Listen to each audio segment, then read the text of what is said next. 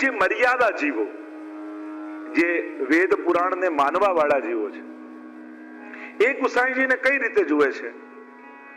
તો કે જે ભવિષ્ય પુરાણમાં આજ્ઞા કરી, અગ્નિ રૂપો દ્વિજાચાર્યો ભવિષ્યામી ભૂતલે વલ્લભો અગ્નિ રૂપ સ્યાદ વિઠ્ઠલ પુરુષોત્તમ. મહાપ્રભુજી ને ગુસાઈજીના નામ પુરાણોમાં છે. પ્રગટ ભલે હમણાં 550 વર્ષ પહેલા થયા હોય, પણ આપણા ગુરુ છે એટલે આપણે ભગવાન નથી કહેતા, પુરાણોમાં લખેલું છે. શ્રીનાથજીનું નામ ગર્ગ સંહિતામાં લખેલું છે. આપણો માર્ગ એ શાસ્ત્રોક્ત માર્ગ છે, શાસ્ત્ર વિહિત ભક્તિ કરીએ છીએ આપણે. એટલે આ કોઈ આપણી કલ્પનાઓ નથી, આપણી કેવલ ભાવનાઓ કોરી નથી. આ બધું લખાયેલું છે એટલે બધાએ માનવું પડે. વેદ પુરાણ શાસ્ત્રોમાં લખેલી વાત સમસ્ત સમાજે સ્વીકારવી પડે. એમાં કોઈ પુષ્ટિ માર્ગી આવીને લખી નતું ગયું, એ તો વ્યાસજીએ લખ્યું. તો ત્યાં ભવિષ્ય પુરાણમાં આવ્યું કે અગ્નિ રૂપો દ્વિજાચાર્યો ભવિષ્યામી ભૂતલે વલ્લભો અગ્નિ રૂપ સ્યાદ વિઠ્ઠલ પુરુષોત્તમ. એ વિઠ્ઠલ રૂપે અવતાર ગ્રહણ કરશે. એટલે મર્યાદા જીવો વિઠ્ઠલનાથજીનો અવતાર માને છે કે જે વિઠ્ઠલનાથજી પધાર્યા અને વિઠ્ઠોબાજીનું સ્વરૂપ આપણે ત્યાં ગઈકાલે પણ આપણે વલ્લભાખ્યાનમાં દર્શન કરતા હતા. તો એક સ્વરૂપ જે પુરાણોમાં આજ્ઞા કરી એનો અવતાર ભગવદ અવતાર રૂપે કે આ ઠાકોરજીનો એ અનેક અવતારોમાંનો એક અવતાર છે. અને ત્રીજું સ્વરૂપ આ વિઠ્ઠોબાજીનો ભાવ. પહેલું સ્વરૂપ આચાર્યનું, બીજું સ્વરૂપ પુરાણોમાં બતાવેલા અવતારનું, ત્રીજું સ્વરૂપ આ વિઠ્ઠલનાથજી. ઘણા એમ માને કે પંઢરપુર મહાપ્રભુજી પધાર્યા અને વિઠ્ઠોબાજીએ વચન માંગ્યું અને વચન આપ્યું એટલે એ જ પંઢરપુરના વિઠ્ઠલનાથજી ગુસાઈજી રૂપે પ્રગટ થયા. ચોથું સ્વરૂપ ગુસાઈજીનું એ સાક્ષાત ભગવત સ્વરૂપ. એન મેન વ્રજરાજ ઉછંગે. જેમ શ્રી વલ્લભનું સ્વરૂપ પ્રભુનું છે એવું જ સાક્ષાત યેહી તેહી તેહી એહી કછુ ન સંદેહ. સાક્ષાત ભગવત સ્વરૂપ, સાક્ષાત ઠાકોરજીનું સ્વરૂપ. આપણે ત્યાં તો અનેક પ્રસંગો એવા જોવા મળે કે સ્વયં પ્રભુ રૂપે ગુસાઈજી દર્શન. એક વૈષ્ણવ ચંદન અક્ષય તૃતીયા હતી અને ગુસાઈજીના શ્રીઅંગમાં ચંદન સમર્પિત કરી રહ્યો અને ચંદન સમર્પિત કરતા કરતા એને સંશય થયો કે મેં તો સાંભળ્યું છે આ પૂર્ણ પુરુષોત્તમ છે, છતાંય મને મનુષ્ય જેવા કેમ લાગે છે? હું સ્પર્શ કરું છું તો મનુષ્ય એમ લાગે. અને ગુસાઈજી હલકો ઉપરણો ધર્યો અને પંખો કરી રહ્યો હતો. ગુસાઈજી અંતર્યામી છે જાણી ગયા, આના મનમાં શંકા થઈ છે અને પંખા કરતા કરતા જ્યાં દૃષ્ટિ શ્રીઅંગ પર પડી તો આખું શ્રીઅંગ એવું લાગ્યું જેને શ્યામ રંગનું શ્રીનાથજી બાબા પોતે બિરાજતા હોય. આબેહૂબ ઠાકોરજીના સ્વરૂપે દર્શન આપે. સાક્ષાત પૂર્ણ પુરુષોત્તમ છે. અનેક વાર્તા 252 ની તમે દરેક વાર્તા જુઓ, દરેક વાર્તાઓમાં ગુસાઈજી પ્રભુ ચરણે એવી કૃપા કરી છે કે પૂર્ણ પુરુષોત્તમ સ્વરૂપે અનેક જીવોને દર્શન કરાવ્યા છે. આપ સાક્ષાત પ્રભુ છો અને એમાં કોઈ યહી તેહી તેહી એહી કછુ ન સંદેહ. કહ્યું કે અમારા માટે તો કોઈ ભેદ નથી. શ્રીનાથજીને જોઉં તો ગુસાઈજી દેખાય, ગુસાઈજીને જોઉં તો શ્રીનાથજી દેખાય. જ્યારે શ્રીનાથજી બાબાના શ્રૃંગાર કરતા હોય ગુસાઈજી, ત્યારે વૈષ્ણવ જો દર્શન વર્ણન તો ગોપાલદાસજી પણ કર્યું છે. આપ સેવા કરી શીખવે શ્રી હરિ ભક્તિ પક્ષ વૈભવ સુદૃઢ કીધો. સ્વયં ગુસાઈજીના હાથે ગુસાઈ શ્રીનાથજીને આનંદ આવે છે. સ્વયં પરસ્પર એક રૂપ છે. તો ચોથું સ્વરૂપ એ સાક્ષાત પુરુષોત્તમ.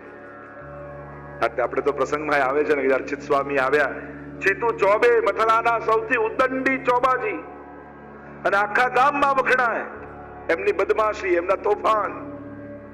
અને સમાચાર ગુસાઈજીના વહેતા વહેતા આ ચીતુ ચોબેના કાનમાં પડ્યા. ખબર નહીં શું કામન ટોમન ટોટકા અમને આવડે છે, જે એક વાર ગુસાઈજી પાસે જાય એમનો થઈ જાય છે. કયો જાદુ કરે ખબર નહીં. જયારે બધા વાતો કરવા લાગે ને ચીતુ કે હું જોઉં છું, બધાની ઉપર તો જાદુ ચાલે, મારા પર કરીને બતાવે તો જાણો. લાવ પરીક્ષા કરું. એમ ખોટો નારિયેળ અને ખોટો રૂપિયો લઈ થયું કે લાવ મજાક કરીએ. આવ્યા છે, દ્વાર પર ઉભા રહ્યા અને ગુસાઈજી બધા વૈષ્ણવની સાથે બેઠકમાં વિરાજમાન છે. ભગવત ચર્ચા ચાલી રહી છે અને સામે ચીતુ ચોબે દેખાયા અને ગુસાઈજીની દ્રષ્ટિ પડી. આવ ચિત સ્વામી. અને જ્યાં એટલું ગુસાઈજી બોલ્યા અને ચિતુ ચોબે એવા ગભરાયા, આમને મારું નામ ક્યાંથી ખબર પડી? અને જો નામ ખબર હશે તો મારા કામે ખબર હશે. લાવેલી ભેટ પાછા સંતાડવા લાગ્યા. ગુસાઈજી કે આવો આવો. નજીક આવ્યા તો ખરા, સંતાડવા લાગ્યા. ગુસાઈજીએ કહ્યું, ચિત સ્વામી તમારી ભેટ લાવ્યા છે, લાવો અમને ધરો. અને મનમાં એવા ગભરાયા ચિતુ ચોબે કે આજે તો પકડાઈ ગયા. અને ધીમે રહીને ખોટું નારિયેળ લઈ અને ગુસાઈજીના ચરણોમાં મૂક્યું ને ગુસાઈજી હાથમાં લઈને જ્યાં પછાડ્યું, જલની ધારા વહેવા લાગી. અને એક ભરોસો બેસી ગયો ચિત સ્વામીને કે આ ખોટાને સાચા કરવા વાળા ગુરુ આજે મને મળી ગયા છે. ખોટો રૂપિયો ચલાવીને સામગ્રી અંગીકાર કરાવી. અને ચિત સ્વામીને થયું, અરે હું આમની પરીક્ષા કરવા આવ્યો, ઠાકોરજી છે આ તો, પૂર્ણ પુરુષોત્તમ છે. અને ત્યારે ચિત સ્વામીના મુખમાંથી પહેલું પદ નીકળ્યું, ભઈ અબ ગિરધર સો પહેચાન. ગુસાઈજી તો દ્રષ્ટિ માત્રથી સ્વીકાર કરે છે. અર્થ સકળ તેનો સીધો, લીલા માહે તાણીને લીધો. જેને શ્રી વિઠ્ઠલનાથ વિચારે રે, તેને પ્રગટ પદાર્થ ચારે રે, તેને યમતે શિર ધનુષ ન સાધે રે. એવો માર્ગ શ્રી વલ્લભરનો જ્યાં નહીં પ્રવેશ વિધિ હતો. તો શ્રી ગુસાઈજી પ્રભુચરણ દ્રષ્ટિ માત્રથી સ્વીકાર કરે, સાક્ષાત પૂર્ણ પુરુષોત્તમ સ્વરૂપ છે. એકવાર જયારે ગુસાઈજી નું પ્રાગટ્ય થવાનું હતું અને ગર્ભમાં હતા અને નવનીત પ્રિયાજીને પલ્લા ઝુલાવતા હતા અને નવનીતલાલ મંદ મંદ મરક મરક હસાય સામે જોઈને. અને ત્યારે મહાપ્રભુજીને જઈને કહ્યું એમના વહુજી કે આજે નવનીતલાલના પલ્લા ઝુલાવું છું અને મરક મરક મારી સામે હસે છે, આવું કેમ? તો કહું એટલા માટે હસે છે કે એ જ આપને ત્યાં લાલન બનીને પ્રગટ થવાના છે. આપ જેને પલ્લામાં ઝુલાવી રહ્યા છો એ જ પ્રભુ પોતે આવવાના છે, સાક્ષાત પૂર્ણ પુરુષોત્તમ સ્વરૂપ. હવે તો અનેક વાર્તા પ્રસંગોમાં તમે જુઓ,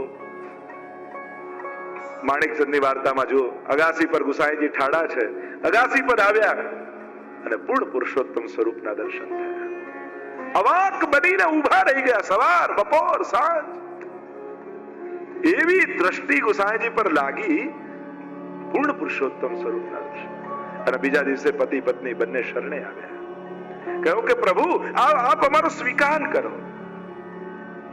અને બ્રહ્મ સંબંધ આપ્યું. ગુસાઈ તો અશ્વ પર સવાર થઈને પુનઃ વ્રજમાં પધારવા લાગ્યા અને આ પતિ પત્ની પાછળ દોડે. ગુસાઈજી સમજાવે કે હવે ઘરે જાઓ, અને તો પાછળ. ગુસાઈજી અશ્વ પરથી નીચે ઉતર્યા ને કહેવા લાગ્યા, હું કહું છું તમે ઘરે જાઓ, કેમ ઘરે નથી જતા? કહ્યું કે જયરાજ અમે બોલવા માટે બ્રહ્મ સંબંધ નથી લીધું, હવે આ દેહ સંસારનો નથી રહ્યો, હવે આ જીવન સંસારનું નથી રહ્યું, હવે તો અમે સર્વ સમર્પણ આપને કરી દીધું છે. અને આપણે અમારી જરૂર ન હોય તો બજારમાં વેચી આવો, જે દ્રવ્ય આવે એનો ભગવત સેવામાં વિનિયોગ કરજો, બાકી અમે હવે સંસારમાં પાછા નહીં જઈએ. અને ત્યારે ગુસાઈજીએ કહ્યું, હું તમારી ભાવનાથી ખૂબ પ્રસન્ન છું, હું 5 મહિના બ્રજમાં બિરાજું છું, પણ હવે તમને વચન આપું છું કે દર વર્ષે 1 મહિનો હવે તમારા ઘરે બિરાજીશ. એવી કૃપા પૂર્ણ પુરુષોત્તમ સ્વરૂપ શ્રી ગુસાઈજીએ કરી.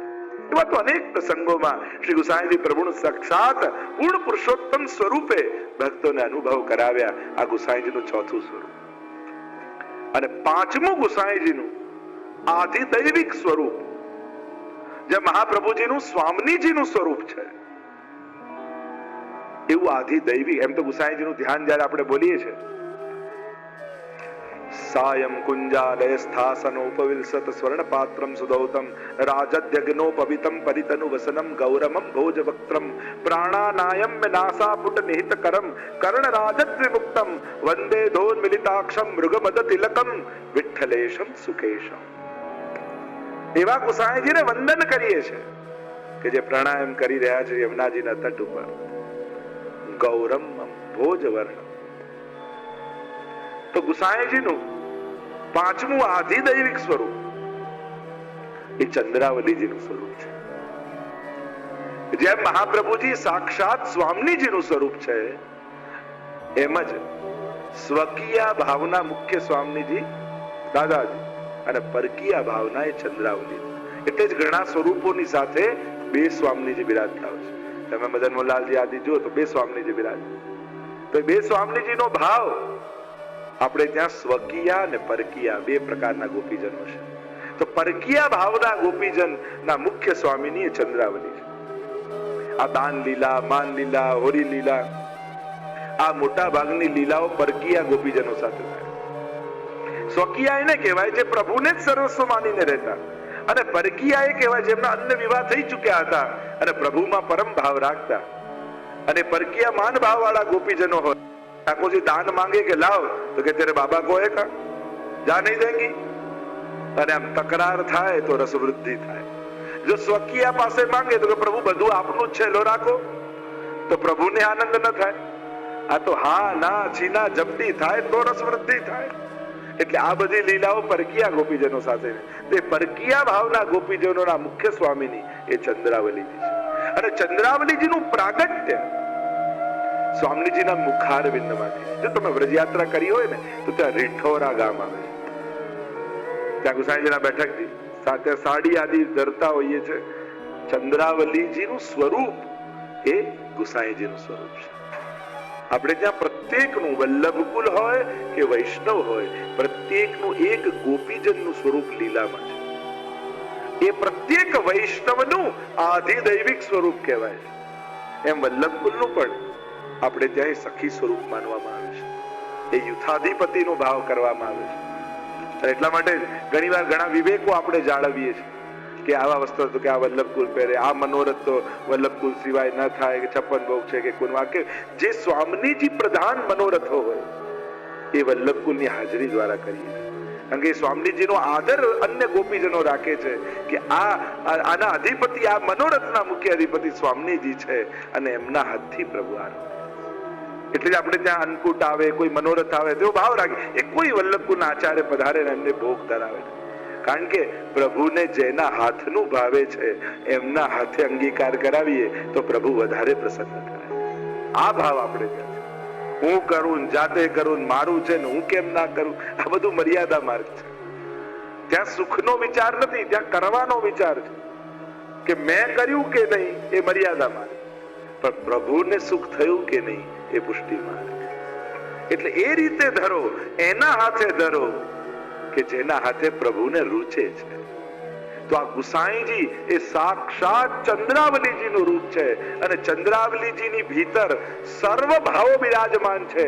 એ શાંત ભાવ હોય, એ સ્વામીની ભાવ હોય, એ વાત્સલ્ય, જે પાંચે ભાવ આપણે ત્યાં ગોપીજનના કયા છે, ભાવનાના પ્રકારના. એટલે જ આપણે ત્યાં જે કીર્તન ગાઈએ છે, પ્રિય નવનીત પારણે ઝૂલે શ્રી વિઠ્ઠલનાથ ઝુલાવે હો, એમાં ગુસાઈજીની અંદર બિરાજતા પાંચે ભાવોનું વર્ણન અહીંયા ભગવદીઓએ કર્યું છે. વેદ પણ બંનેને એક કરીને ગાય છે કે આ જે ઝૂલી રહ્યા છે અને જે ઝુલાવી રહ્યા છે એ બે નથી, એ બંને એક જ છે. નિગમ એક કરી ગાવે, એ જ રસો વૈ સહ એકોહમ ભવિષ્યામ પ્રજાય. એકમાંથી અનેક થવાની જ્યારે ઈચ્છા થઈ કે હું સેવ્ય બનું, આપ સેવક બનો, અને સેવાનો આનંદ હું લઉં ને આપ સેવા કરવાનો આનંદ, આ બંનેનો આનંદ પ્રભુને લેવાની ઈચ્છા થઈ ત્યારે પોતે જ ગુસાઈજી રૂપે પ્રગટ થઈ ગયા. આમ નિગમ એક કરી ગાવે હો, વેદ પણ જેને એક કરી કે બંનેમાં જરાય સંશય નહીં રાખો. એટલે જ ગોવિંદ સ્વામી આદિની વાર્તામાં આવે કહ્યું કે બધાઈ ગાઈ ગુસાઈજીની, મહાપ્રભુની, મીરાબાઈની આગળ, તો ઠાકોરજીનું પદ ગાઓ.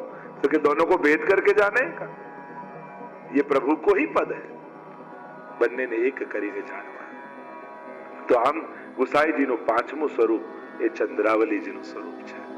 અને ચંદ્રાવલીજી સ્વરૂપે શ્રી ગુસાઈજી પ્રભુ ચરણ બિરાજમાન છે. તો આ પાંચ સ્વરૂપ શ્રી ગુસાઈજીની આપણે ચર્ચા કરી. આપને હવે જે પત્ર આપવામાં આવ્યું છે એ ગુસાઈજીના પ્રાગટ્યના દર્શન જ્યારે અમારા ગોપાલદાસને થયા, એ જ ગુસાઈજીની કૃપાથી જે સામે બિરાજેલા છે એ પ્રગટ્યા એ સમયમાં ગોપાલદાસ પહોંચી ગયા છે. એ સમયને પ્રગટાવી. અને કેવો સમય, દિવ્ય, કેવું વાતાવરણ છે. જેમ પ્રભુના પ્રાગટ્યની ગાથા દશમસ્કંદમાં ભાગવતજીમાં આવે છે, અથ સર્વ ગુણોપેત કાલ પરમ શોભનમ યર્હે વાજર જન્મક્ષ શાંતક્ષ ગ્રહ તારકમ. 8.5 શ્લોકોમાં જેનું વર્ણન કરવામાં આવે છે, એવું દિવ્ય વર્ણન. કારણ પ્રભુ તો અદ્ભુત છે, અલૌકિક છે, પણ પ્રભુ જેનું ગ્રહણ કરે, જેનો સ્વીકાર કરે એ પણ અલૌકિક. પ્રભુએ કાલનું ગ્રહણ કર્યું, અલૌકિક. પ્રભુએ જે સ્થાનને સ્વીકાર્યું એ અલૌકિક.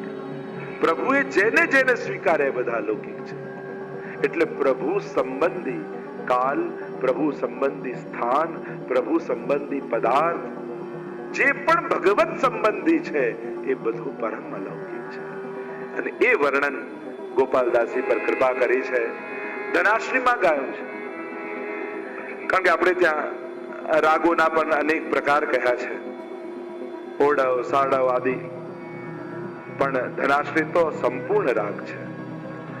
કારણ આ પૂર્ણ પુરુષોત્તમ સંપૂર્ણ રૂપે પ્રભુ પોતે પધાર્યા છે, એટલે સંપૂર્ણ રાગ પસંદ કર્યો.